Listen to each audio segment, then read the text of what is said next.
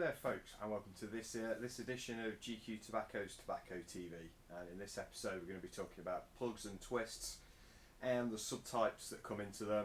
We're talking about the way they're manufactured and the best ways to prep them.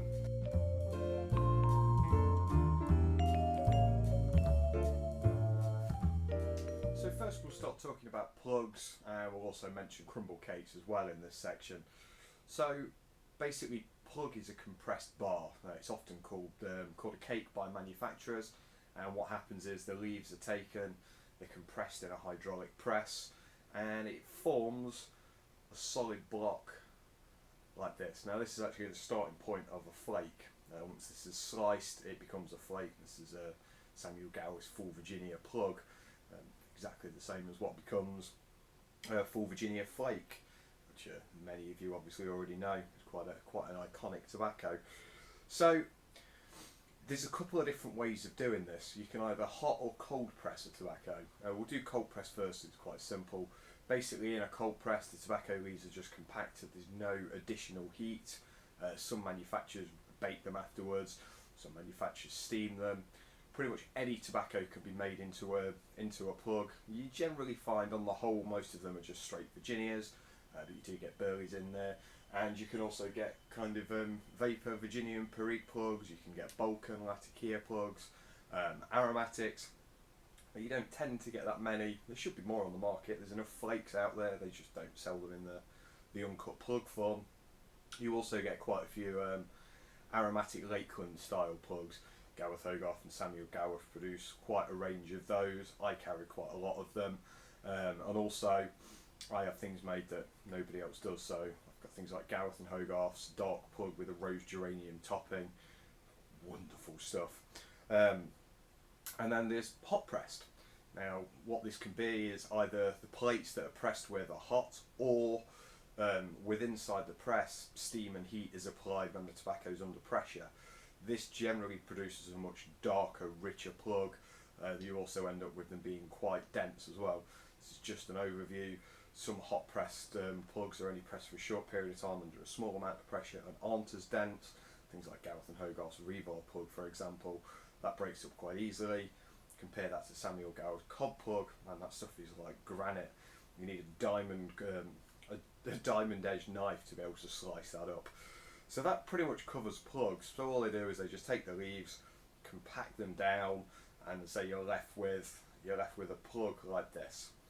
Now on the other side there's crumble cakes. Now crumble cakes are often produced by smaller boutique blenders. I know Cornell and Deal made Pirate Cake, but on the whole it's only smaller artisan boutique small scale blenders who make crumble cakes. This is one of mine. This is my first crumble cake. This is BurPer cake. Now the difference between a plug and a crumble cake is basically the leaf that is used inside. Whereas a plug is made of a whole leaf, a crumble cake is made from pre-cut leaf. Makes for slightly easier packing, and for small blenders who don't have access to raw leaf, maybe tax restrictions like there is here in the UK, crumble cake is basically your only option. Again, a crumble cake can consist of anything.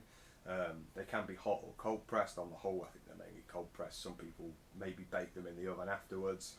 Some may even steam them. I personally don't. I just cold press, but say other blenders out there, they may. HU Tobaccos make some wonderful cakes as well. But on the whole, the only real difference between a crumble cake and a plug is basically just the leaf that's used inside. So a plug, whole leaf; crumble cake is pre-cut leaf.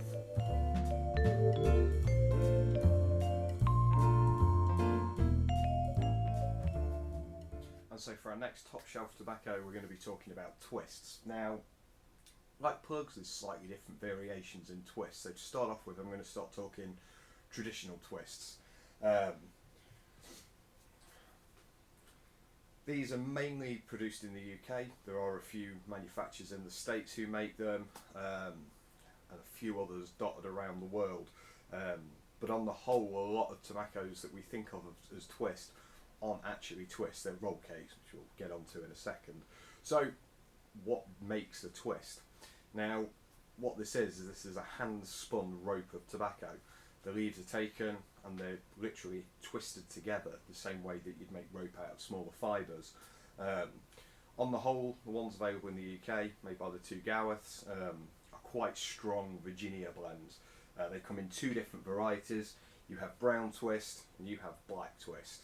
Now, the only real difference between these two is basically what happens after they're spun. So, what happens is, as I say, the leaves are twisted together. A beautiful wrapper leaf of a high quality Virginia is put on the outside, and a brown twist is left as it is. The tobacco is rolled, and then it is pressed. These can either come plain or you can get them as a very crude aromatic. Now, what happens is, to make them sweeter, maple sugars are applied, but then a flavouring can also be applied. So you can have rum, you can have cherry, you can have vanilla, coffee, chocolate, aniseed, licorice, pretty much anything.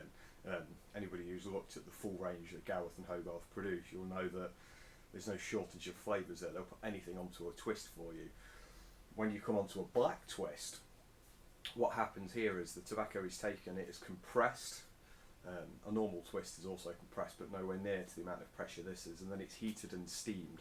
So it's almost like a Cavendishing process, but there's no additional top sugars or anything like that are added.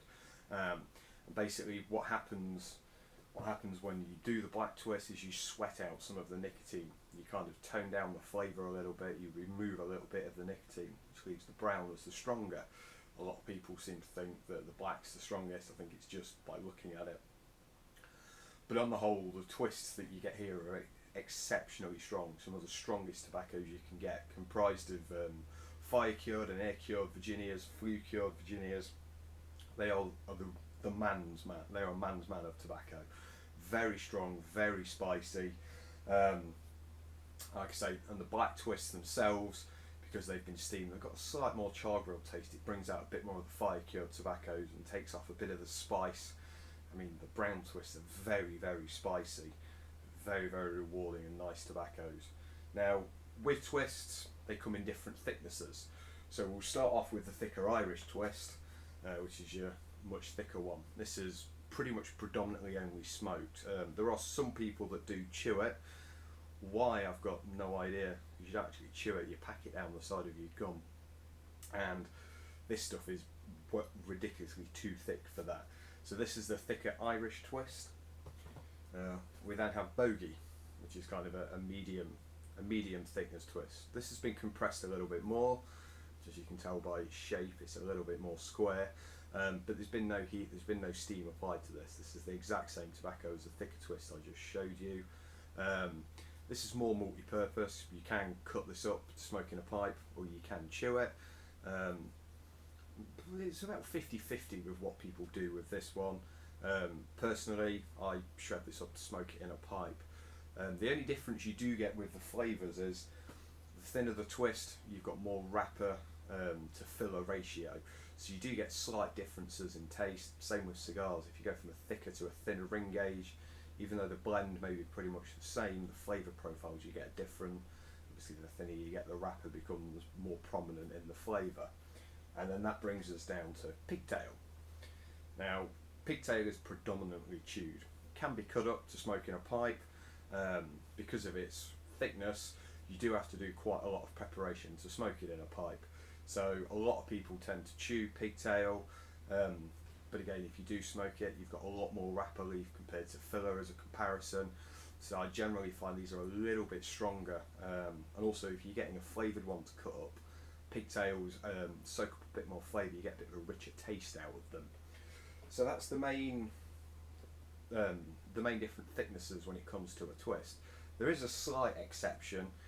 Black Triple X is actually thicker than the brown Irish twist. It doesn't look it. If you do a comparison of the two side by side, they look pretty much the same, but this has had a rather high amount of pressure applied to it, so it's been compacted down. It's a lot denser than what the brown twist is, so it's actually thicker. So in essence, there's 4 thicknesses, but on the whole, we just class it as 3 for some bizarre reason. So that then brings us on to Rollcakes. Now this is Baren's Deluxe Rollcake, and to look at it, you'd think it is a piece of twist that's been sliced off. In essence, some companies do call it twist, but it actually isn't. It's a roll cake. The difference between a roll cake and a twist, whereas a twist you actually hand spin the leaves into a rope, a roll cake's a completely different kettle of fish. As the name implies, a cake is a twist. I mean, a cake is a plug, sorry. So what happens is the tobacco is compressed and done into a very, very, very thin sheet, and this is then rolled round together to form a tube. A little bit of pressure is applied. What you can do with that method is you can actually put a core in the centre of it. And the most famous one of these is Peter Stockaby's Luxury Bullseye Flake, Orlick's Bullseye, same tobacco, Davidoff Gold Medallions. They all have a core of Cavendish in the middle. So to produce that, they create a very thin plug of Cavendish. They roll that up. They then take their outer Virginia and Perique blend. They compress that into a plug, and they roll with the Cavendish in the middle. They roll the Virginia and Perique little cake around that.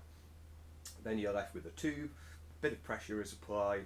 You get a square cut occasionally as well. Basically what the square cut is a lot more pressure is applied, and it's compacted into a rectangle, and it is then sliced up. I wish I could show you an uncut piece of roll cake, but none of the manufacturers in the UK make them. It's all twist that's made here. I am eventually at some point going to get around to making one, but I just haven't had a chance to start the production of that yet. So that's really the real only difference. Here in the UK you also get another tobacco which is called Curly Cut and Curly Cut Deluxe. And to look at these, they look, oops, trying to find a hog one, they look very similar to the Roll Cake Deluxe I just showed you then. These are actually hand spun twist and sliced.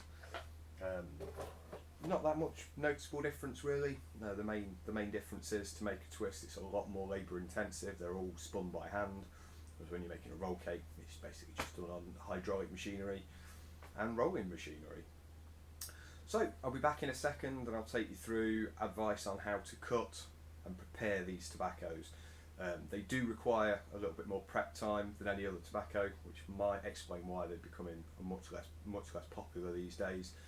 But these are in essence the earliest forms of pipe tobacco, and the most rewarding. If you enjoy cleaning your pipes and things like that, then when you come to the preparation of a plug and a twist, you know, it isn't just a case of cramming the tobacco in. You've got to sit down, take your time, get some tools out and get started. So we'll show you how to prepare these tobaccos now.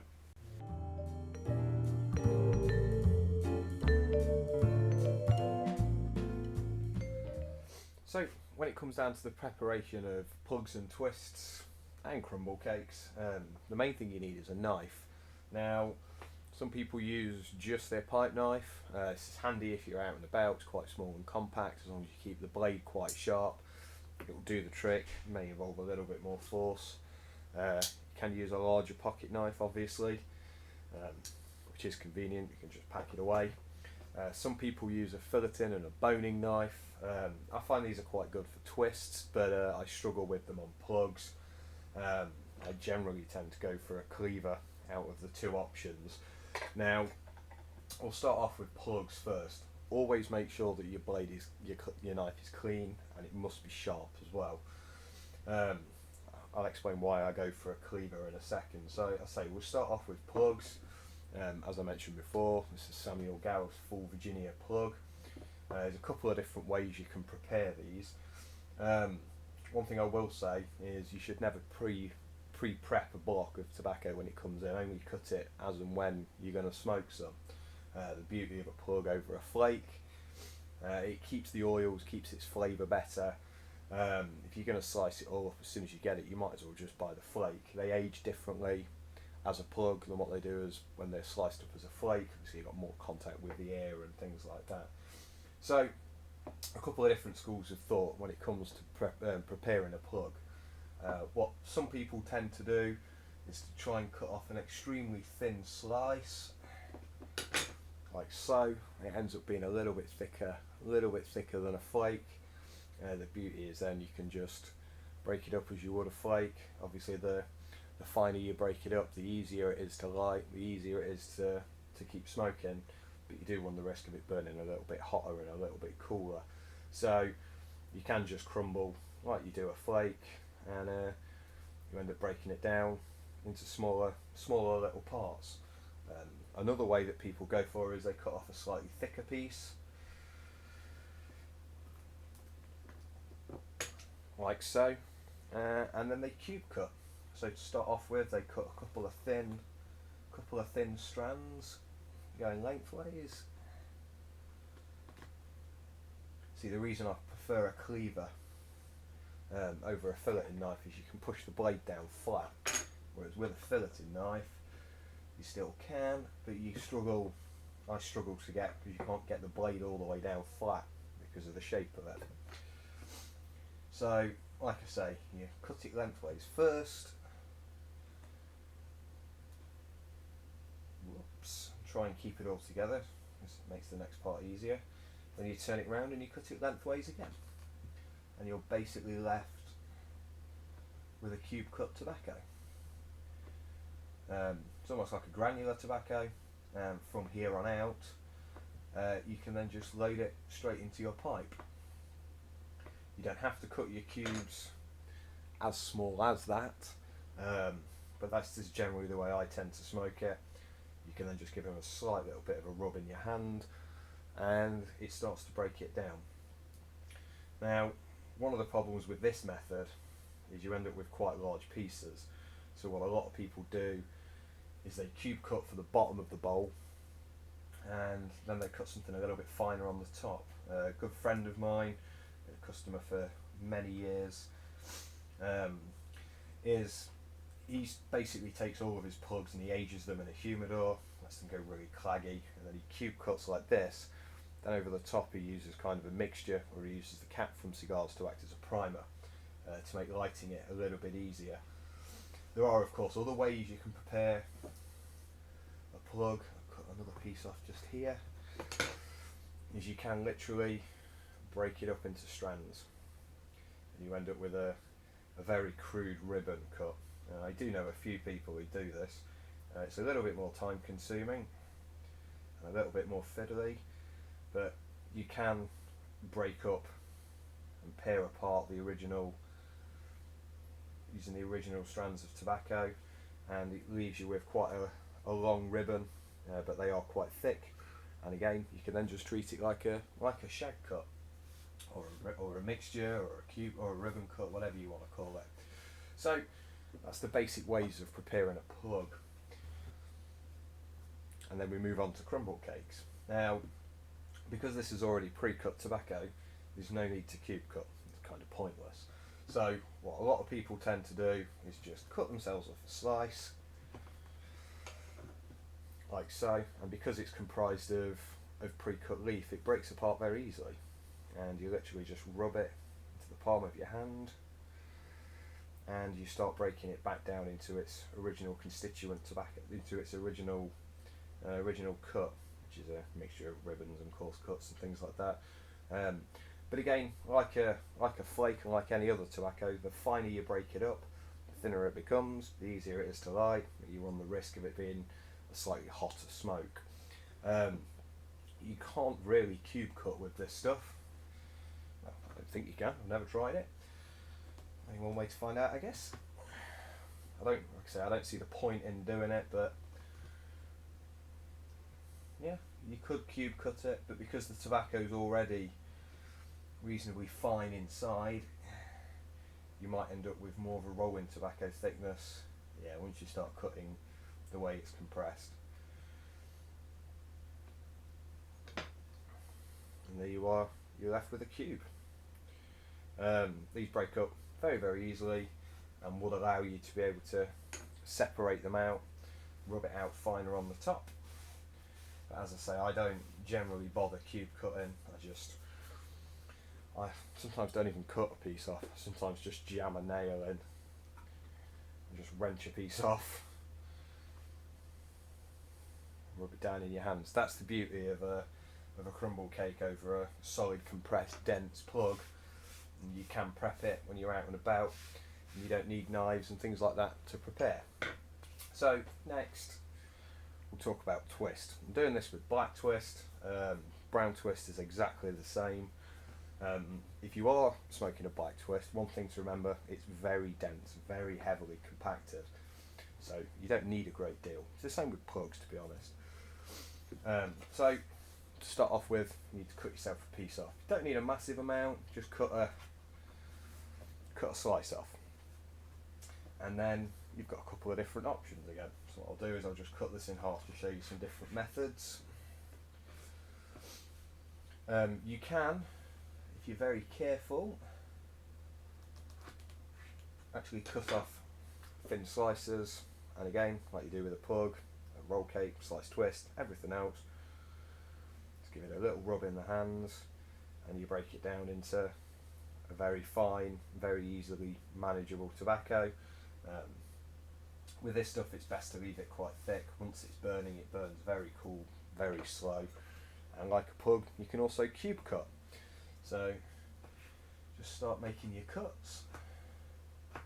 This stuff doesn't stay together as well as what a plug does. You basically just cut in two different directions, and it all just crumbles apart.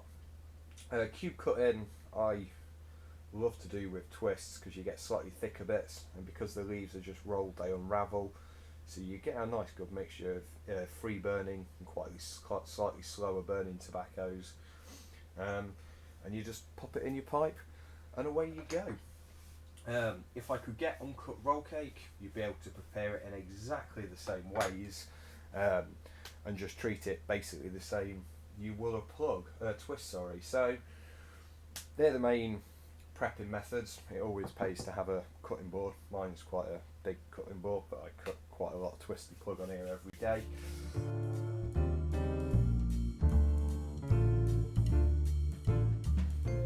So that's basically the ins and outs of plug and twist tobaccos. Exactly how you prep them and things like that is completely up to you. These tobaccos do offer a lot of enjoyment, but as you can see, it's a little bit more prep work. So if you think you're going to enjoy these tobaccos, they're best smoked at home. There's nothing wrong with you pre-cutting a bit before you go out loading your pipe up. These tobaccos hold moisture very well, so it sometimes pays to preload in the morning, get it all into your pipe, pop a wind cap on, or put a bit of something over the top of the bowl, stick it in your pocket, away you go. It will slowly dry out throughout the day, and you're ready to load up. If you want to smoke when you're out and about, I strongly don't suggest you use a knife like this. This is where a handy little pen knife or pipe smoker's knife comes in handy. The only thing is that those blades generally don't tend to be as strong or as tough, so it's a little bit more effort to prep them. So thank you ever so much for watching, folks. If you've got any questions, please pop them in the comments below, or drop me an email at gq.tobaccos@gmail.com. All these tobaccos are available on our website. I also do a mixed sample pack. You get kind of these 2 twists, 2 crumble cakes, and 8 plugs in there, which gives you a great introduction to the different styles of tobaccos. And like I say, if you're going to do it, just get yourself a nice sharp knife, and that's half the battle. So, as I say, thanks for watching, folks. I shall see you all very, very soon. So take care. Goodbye.